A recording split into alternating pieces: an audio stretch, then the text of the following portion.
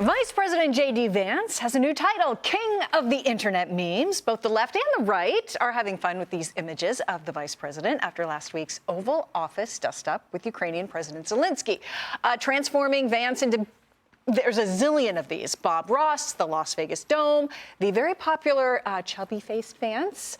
And the VP finally broke his silence on this yesterday, telling a reporter that he has indeed seen the memes, I don't know how you could not, and is enjoying the fun, which is rather par for the course on this administration, particularly when it comes to the internet and this whole venue. Remember his boss, the same guy, hanging up his own mugshot in the Oval Office. Taylor, a sense of humor has got to help. Yes. Do you know what? The left is offended by everything. So I love that more and more people on the right are saying, great, make fun of me. I'm good. I'm only, people only get offended when they're super insecure. So I love that we can just laugh it off and be the party of common sense fun again. That's the funny thing about all of this, that Republicans used to be seen as the party that were stuffy, white guys, boring, right? They're the cool party now. Because when you could contrast it with, say, Al Green, for example, during the joint session to Congress, and he's waving his cane, the old guy, right? Or AOC or Jasmine Crockett or, Elizabeth Warren. Remember that video she did with her husband? She's like, oh, thanks for being here. It's literally her own kitchen. She's like, I'm going to get me a beer.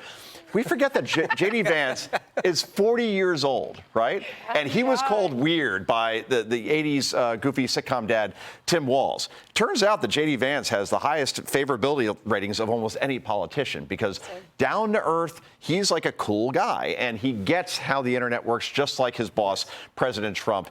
The meme thing, it works.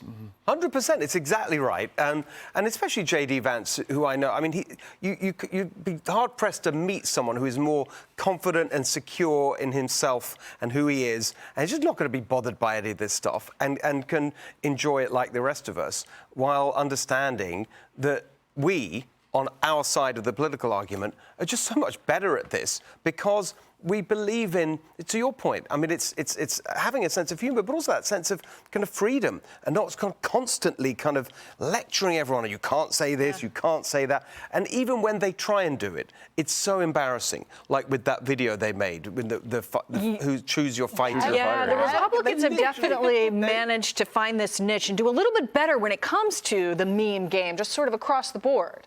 Yeah, social media, it's so important now in politics.